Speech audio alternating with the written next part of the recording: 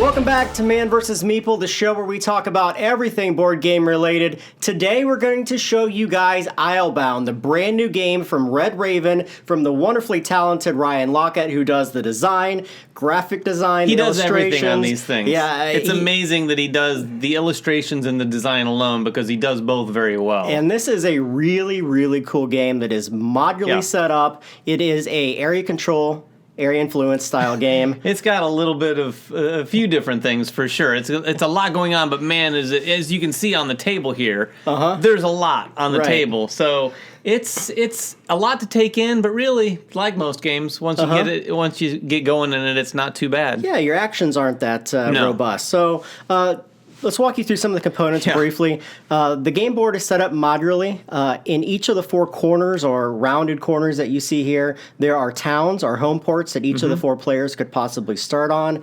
And there's four modular boards in the center that have islands or towns themselves. You'll be using your ship to traverse these. Each of these ships has a minimum of 2 movements. They can be increased as you go forward in the game. Each player has their own shipboard. On their shipboard, you have a movement track, which again can be increased, and you have some workers who start for you. You start out with 3 workers or crew members, and that'll be added to throughout the game. Sure. And then there's places down here to store kind of your hull. Hull, mostly fish and wood for the most of the game. It's also a place for your injured workers. Injured and sort of exhausted. Exhausted people to go below deck. When they're exhausted, they can't use the abilities. And there's several different abilities that they can use. Some of them help you sail further. Some of them help you work harder when you go to particular locations. Various spaces on the board that you benefit from having certain workers above deck. Basically, you get a little bit more resources or something like along those lines. There is a secondary board over here to the side. I'm not sure if you guys can see this, but this houses a victory point track that you will move across when you get victory points in the game, which will allow you to accumulate a tile and then re-go on that victory point track again. It's interesting because it's not like a victory point track like you might think, where you're just going around it and adding your score. It goes from 1 to 7. Yeah. And every time you go up to 7, ding, you get the 7 points, and you take that, and there's a little bonus there. Right. And then you start over again. So you're just kind of like going up and down that thing as much as you can throughout the game. Right. There's also some other things on here. There's trumpets, and then there are events. There's always 2 events that occur on the board at any given time. They're denoted by these brown markers that you see. On your turn, you're allowed to do these events. We'll get into the turn actions in a moment. There's a place on the board to hire new crew, and there's also an influence on the track. In the game, you are going around to these towns. You're either influencing them through diplomacy, basically, or through combat. Right. One of those 2 different actions. The crux of the entire game, though, really is built around the buildings. Right, this is where you get your variety and your variables and the strategies that you wish to use from one game to the next. And there's a lot of different cards in the game, which are your buildings in the game. Yeah, and they are the overall goal. I mean, once you get to 8 buildings, that signals the end of the game. Right. There's one more round after that. Yeah. So it really does come down to building those buildings. The buildings are laid out. There's always 5 available. 3 of them are protected behind gates, which are books, and you have to have 1, 2, or 3 books in order to buy those. Right. And you'll be able to acquire books on the map when you traverse to these different locations. I will note that we are playing with the Kickstarter version, so a lot of these components in here you're seeing are Kickstarted versions. Right. Some of the wooden ships, the wooden tokens, the fish tokens, and even the buildings, the secondary set of buildings, which is called the Metropolis. Yeah, the kind of a Metropolis expansion where it's like higher value buildings, even a little harder to get, a little sweeter than the rest of the buildings. Right. And they have some requirements behind them, too. Right. In order to hold several of them, you have to have an equal number of normal buildings. You know, with that said, too, about the Kickstarter components, the normal standard components are also very, very nice. There's really no going wrong with either version of the game on this one. That's right. Although I would try to get the Metropolis deck if you could, because that adds a lot of variety to the game. That definitely enhances it. So on your turn, you're basically doing this. You are moving across the board, a couple specifications. You can move as far as you wish, as long as your ship has that kind of capacity to move. Right. And then you stop in a location. When you stop in that location, you get to do one of several different things. Right. One of the things you have to do on your turn is if you wish to enact the ability of that town, each of these towns provides different abilities, gathering wood, gathering fish, being able to gather new crew members, resting, so you refresh your crew members and whatnot. But in order to get into these towns, you always have to pay a fee to the bank, and that's typically always $1 or exhausting a crew member in addition to that, and that's on the bottom of the board here. That's called visiting a location. Right. If you're just going to be friendly, you don't want to take it over, you're not trying to cause any problems, you just want to come there and visit the city. So whenever you pay it to the bank, which is on the secondary board, and then you're allowed to visit and do the action of that particular town that you're going to. Now, if you don't wish to visit, you can attack the place. Right. Attacking it is using pirates and serpents that you acquire through the game. Now, this is the luck portion of the game. Through the game, you acquire 2 sets of cards. One of them is a pirate, and one of them is a sea serpent, and they have dice on them.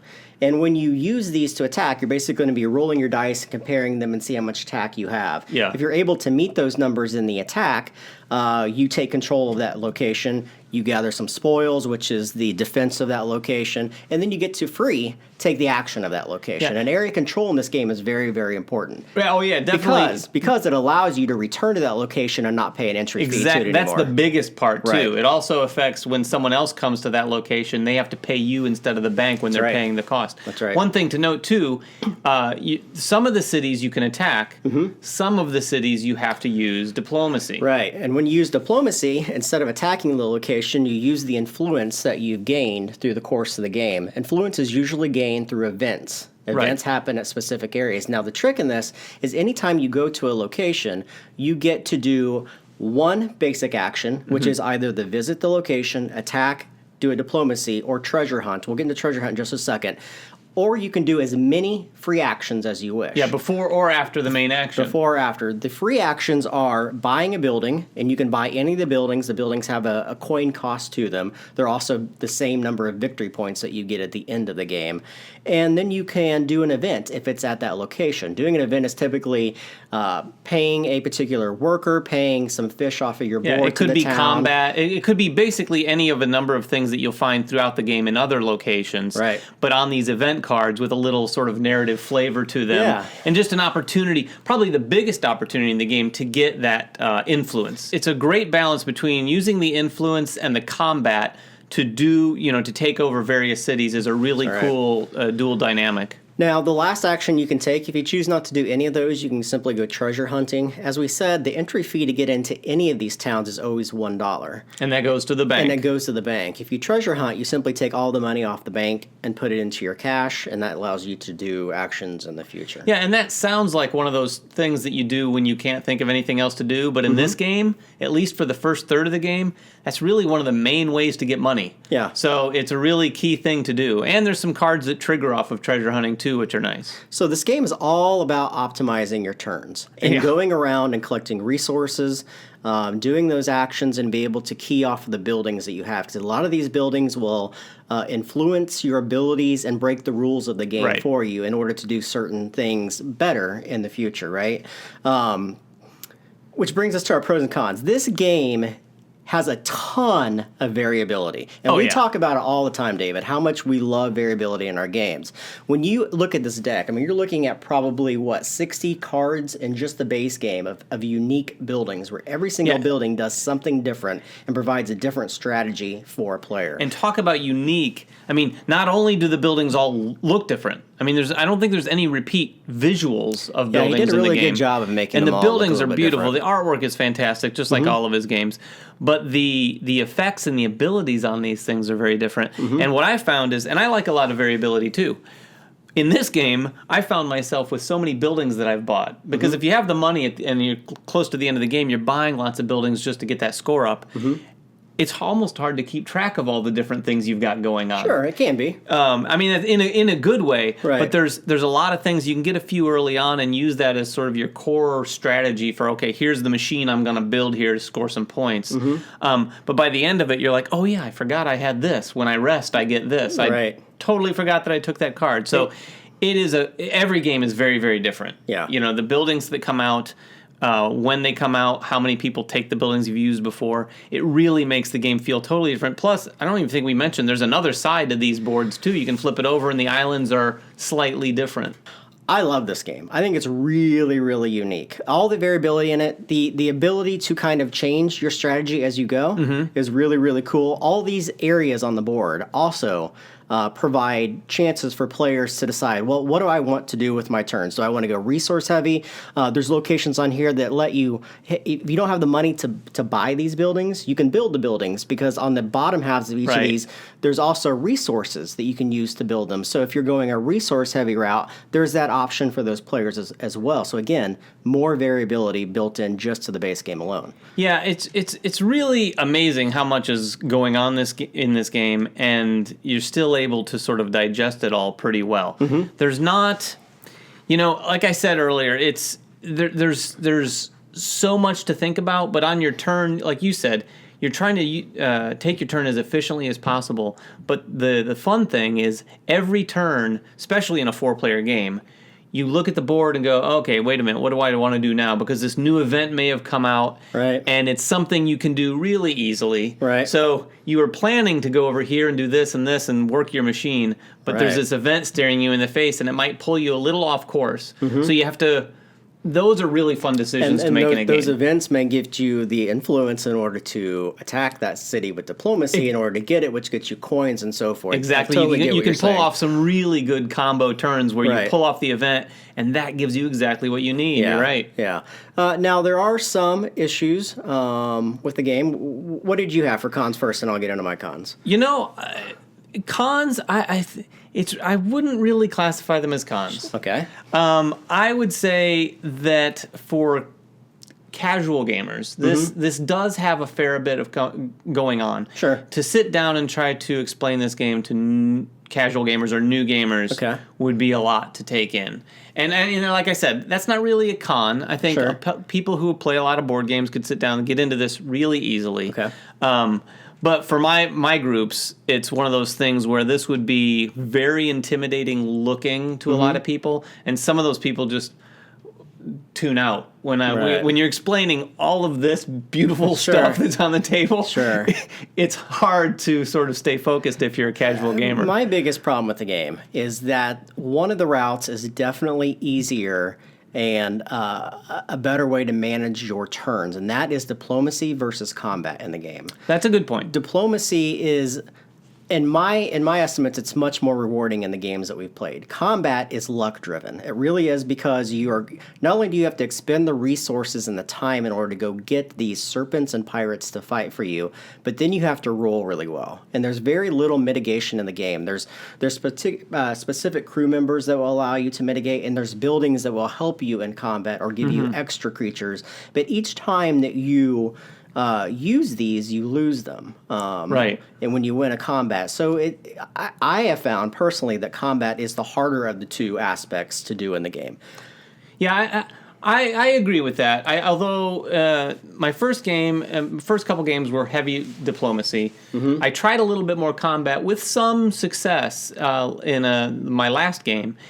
But the point you made about losing those cards, that's the part that's really painful, because you are staring at a roll of dice, it's pure luck, and say I have 3 pirates and a sea serpent, and I really need to achieve this. I'm too tempted to just roll them all. And then when you roll them all and you realize you could have only rolled 2 of those, and you've burnt them all, they're all gone. It'd be almost a little bit more fun if you wanted to go to the combat route, if there was a method of keeping an army of pirates alive. I mean, I don't want to say it's awful, because it's not awful. There is some mitigation. Like I said, there's crew members which will allow you to roll extra dice. You can expend wood in order to re-roll dice when you have those. And then you can end your crew members. Your crew members will actually go below deck when they're exhausted, but they can also be flipped over, which just means it takes more resting time to prepare them again. And each time you do that, you add 1 to your combat strength, which may put you over the edge. But again, my point is that the combat route seems to be the more difficult of the two. Yeah, I would agree. More time consuming. I mean, in our games, more cities were taken through diplomacy by far. Absolutely. By far. Having said that, I think this is an absolutely fabulous game. It's one of my favorite games by him by far. I still think Ancient World is my favorite. It's I still haven't played awesome worker placement game. But this one is really, really good. It's a really cool area control game. I love the buildings. The buildings to make this game what it is. Yeah, absolutely. The buildings are fantastic. You put those things out there, and just the pictures alone make you want to go, oh, what does that one do? And then you read it and you're like, oh, sweet. Yeah. I mean, it's a really, really good game. And it doesn't take, as big as it looks, it really doesn't take that long. The setup takes more time. The setup and the teardown take a while. But the playing it, I mean, we've found in our last couple games, Hour 15? Well, and you're buying, all of a sudden, someone's bought 3 buildings in the first couple rounds. You're like, wait, what a minute. We're getting going here. You can really make it go fast. Yeah. So, yeah, it's a great game. So, go check this one out, guys. If you guys can't find the Kickstarter version, the regular version, the retail version is just as good. Absolutely. So, that is Islebound. Make sure you guys subscribe to us on this Facebook or on this YouTube channel. Like us on Facebook. Follow us on Twitter. Make comments when you wish. And stay tuned for our next video. Thanks a lot. Bye-bye, guys. Season 1 of Man vs. Meeple is sponsored by TMG Games, publisher of great games like Yokohama, Guilds of London, and the soon-to-be-released Colosseum.